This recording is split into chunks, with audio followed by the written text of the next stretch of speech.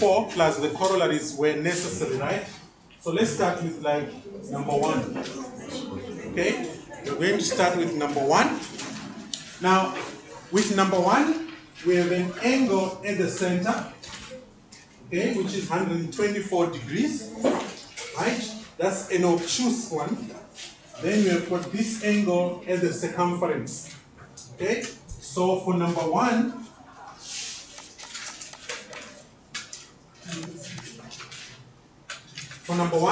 we can say, now here, you need to be aware that there is an invisible chord, okay? And that chord is going to be from B to C, okay?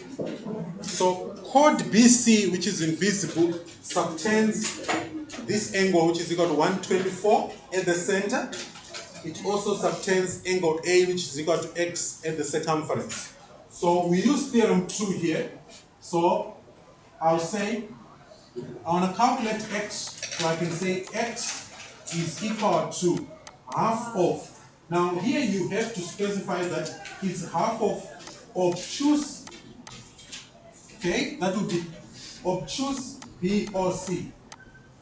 The reason why I'm stating obtuse here is because we also have the reflex, which is that one. So if you just write B or C, it's not entirely correct. You need to specify which B or C are you talking about. Is it the reflex? Is it the obtuse one? So here we are talking about the obtuse one. So X is going to be equal to half of 124. So X is going to be 62 degrees. Right? But I'm supposed to write my reason here. I don't have enough space, so I'm just going to squeeze it in. So here I say an angle at center is equal to 2 times angle at circumference. Okay? Angle at center is equal to 2 times angle at the circumference. So you write your statement, then you provide your reason, which in this case is going to be theorem 2.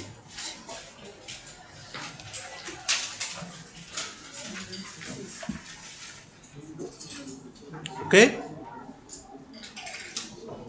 Then, number 4, this one here is very straightforward.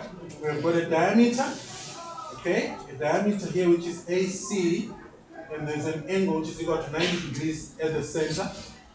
Now, here we are told that there is X there. Okay, we want to calculate X. Please take note, we want to calculate X there. So here, you also use theorem 2, not theorem 3. Okay, X is AC.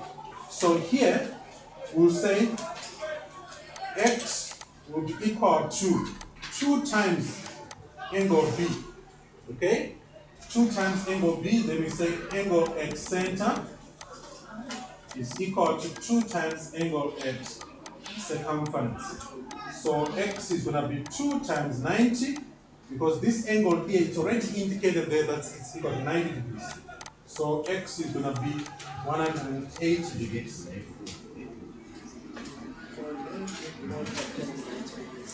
Huh? We can't use theorem 3 here because we want to calculate X.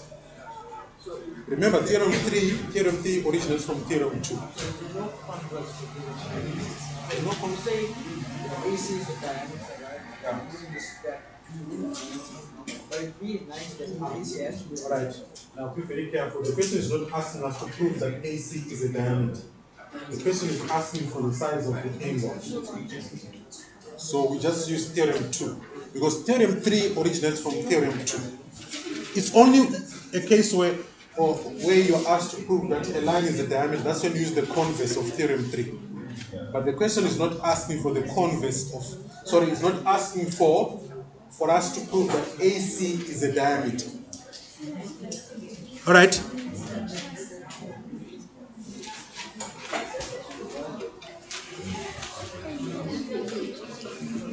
Can I carry on? Huh?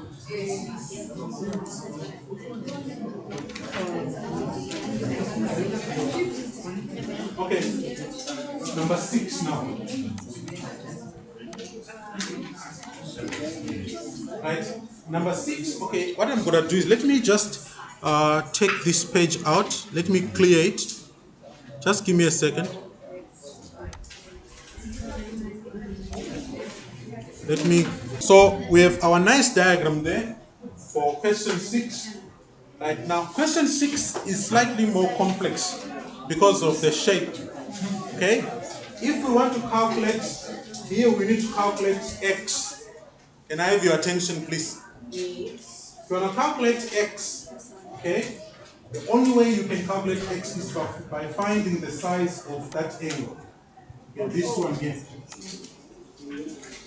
the obtuse one. Okay, so allow me to call the reflex O1, and the reflex one, I'm going to call it O2. Okay? Are you following that? So the reflex, I'll call it O1, and the obtuse, I'm going to call it what? O2. So here, yes? Just we have to indicate that Yes. So avoid confusion. Huh? we have said that Yes, you have to specify whether the reflex or obtuse.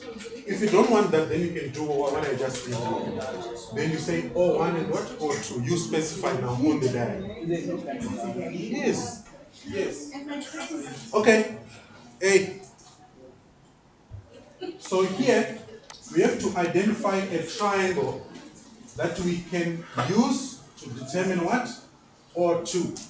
And that triangle is going to be a triangle BO, okay, I'll call it AB, or we can call it BOA. Okay? Or we can call it AOB. Yes. Okay? Now, in this triangle, first, before we go anywhere, we have to specify that OB is equal to OA. And these two are radii of a circle. Okay? If those two are equal and the angle OBA is equal to 40 degrees, then we can say A1 is equal to 40 degrees, and our reason here would be angles opposite equal sides. Okay? And which sides are we talking about here? It's OB and OA. Okay? So angles that are subtended by equal, or rather that are opposite equal sides in this case, they are also equal. And the reverse is true as well. Now, once we have this, okay, once we have this, okay, here I can write this nicely and say OBA, okay, like that. Then I'll say, okay, I've written here the name of the triangle, so I can say O2 plus angle OBA plus angle A1, they add up to what? 180. Then you say sum of angles in a triangle. Okay? Once I have that, then I'm going to substitute. So I can write here O2 is equal to 180 minus 2 times 40 degrees, and that will give me 100 degrees. So, Yes? if you want to, let's say,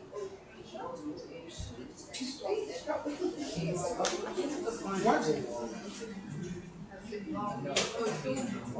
you say okay, then you just like started Okay, whichever way you decide, but you need to specify that OBA is what A1, both are equal to 40 degrees, and you write sum of angles in a triangle and the reason. Yes? So what is it? Would it be able to say O1 plus O2 is 360 on the surrounding point? Yeah, but how is that going to help us? So then you have the other two, 360 minus 2. And then? Yes, but we don't know what is O1. But then after we say that, it will give you your O1. No, we don't.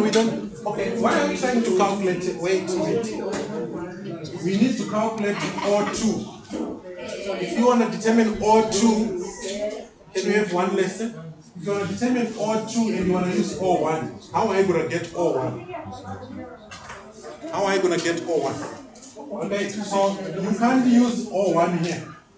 Right? Once you have got that, then we can say X is equal to half of what? Of O2. Okay, here I specified that this angle is O2, so there's no need to write obtuse. But if you don't specify on your diagram, then you have to write. Okay. Yes. So angle at center is equal to 2 times angle at. I hope questions are like this. Yes. Okay. Honestly speaking, here I just chose questions on the center only. But in an examination situation, the circles can be a little bit more complex. Don't worry, we'll do those questions.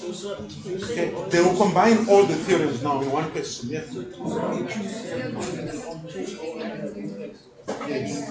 But I'm saying if you don't specify using the subscripts, then you have to write obtuse and what? Reflex. Okay, so here we get x equal to half of 100, which is what? 50 degrees. So this is pretty straightforward. Please take note here, I only extracted questions on center theorems. In a normal situation, all the theorems will be combined in one question. Okay? This one here. Okay. It's a very easy one actually. Okay, I just need to give you a hint as to how to approach it. If you want to do number 3, because I need to move on, right? You need to know that the angle at the center and the angle at the circumference, right? They are subtended by the same chord, right? But here, x now is not half of 110. You see that? It's half of the reflex. Okay? X is half of the reflex. Right? Because x is obtuse. So it can't be half of another obtuse angle. It has to be half of the reflex. Okay, so you have to determine the reflex here by using what you were saying. Right? So you can call the reflex O1 and this one you can call it what? O2. Then you have O1 plus O2 equal to 360 degrees. Then you say angles around a point, or you can say revolution, whichever the case. Then you determine O1. After that, you then say it is 2 times angle what? X. Okay, yes. Find what? Okay, let's do Y. Okay, number 2 and number 3, they're almost the same. So let's do those 2 now. Because I can see that you are asking.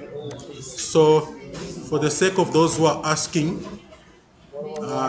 let me not carry on without clarifying what's happening.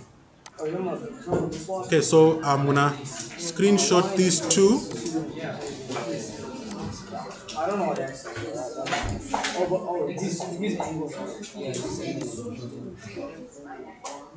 Okay.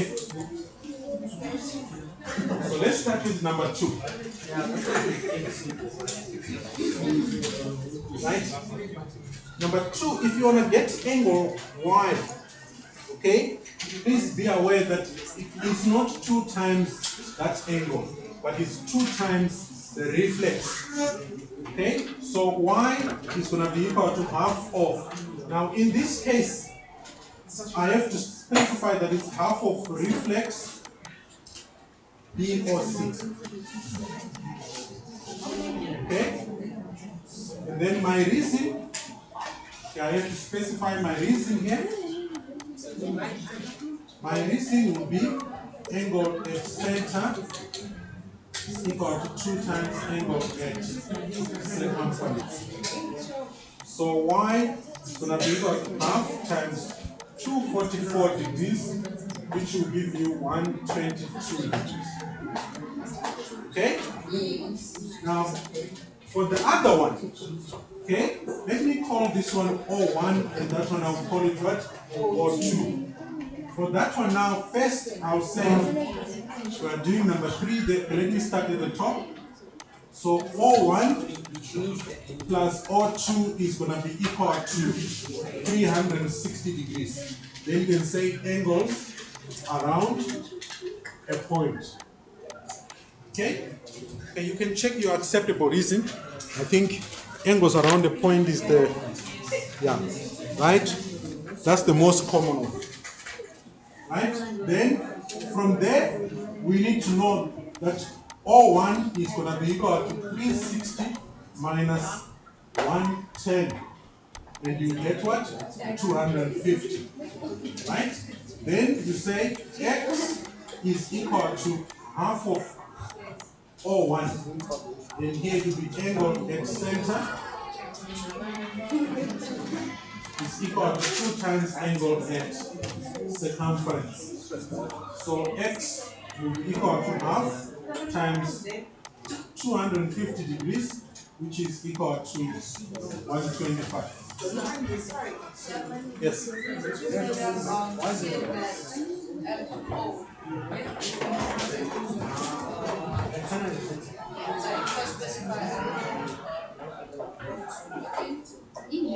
Yeah.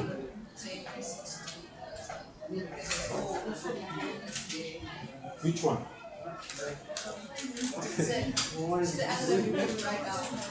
Which one? The angle. Are you talking about the one which I marked there?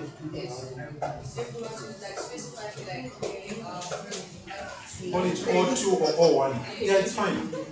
Yeah, you can do that. Okay, let me move on to a question where we need to apply. We need to apply either theorem 3 or theorem 4. But so far I've mainly applied theorem 2.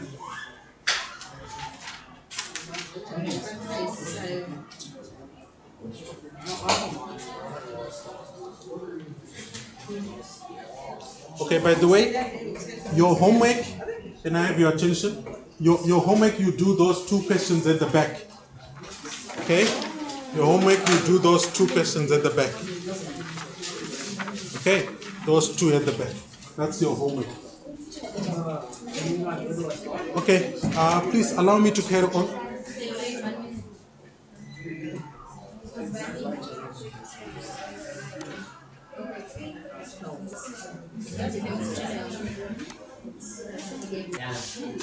Okay, so let's start here. The first one. Now, if you want to use theorem 4, you must have a highlighter. Like me, I've got a nice highlighter here. You identify what's called a butterfly. So that's the butterfly. Okay? Once you identify a butterfly, then you can use theorem 4. Okay? So theorem 4, you can remember it by the fact that it's a butterfly. Okay? So here, it's very easy. X will be equal to 30 degrees. You're using angles in the same segment. Okay? That's straightforward. Okay? Angles in the same segment. Again, now this one is a bit different. Okay, I might have to do a bit of some working out to do it. I've got 5 minutes, so let me do number 2 quickly on the next page. Okay, so this one is very straightforward. Okay, number 1 is very, very straightforward. You identify your butterfly using a highlighter, then you can apply theorem 4. You have to highlight You have to make things easier for yourself. Okay? You highlight to make things easier for yourself. Alright. Now, number two, right? We want to calculate the size of x. if you want to calculate x, right, you have to determine the size of this angle. Okay? But that's not the only way. I can just find the size of this angle here. Okay? Because BC is parallel to AE. So I can write here, we are doing number 2 by the way. Alright, let me fix that. Let me fix that quickly. One like this.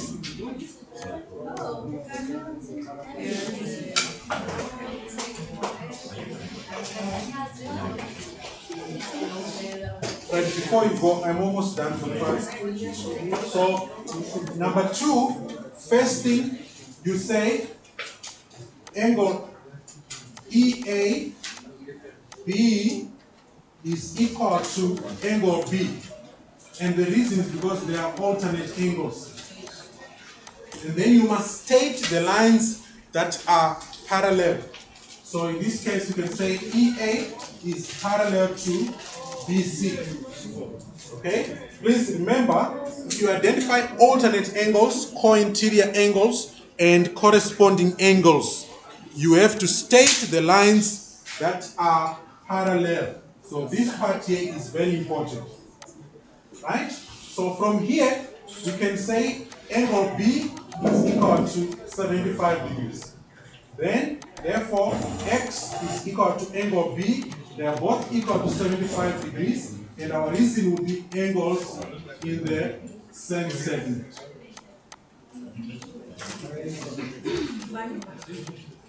Okay, then you are done. So that will be your answer. So x is also 75 degrees.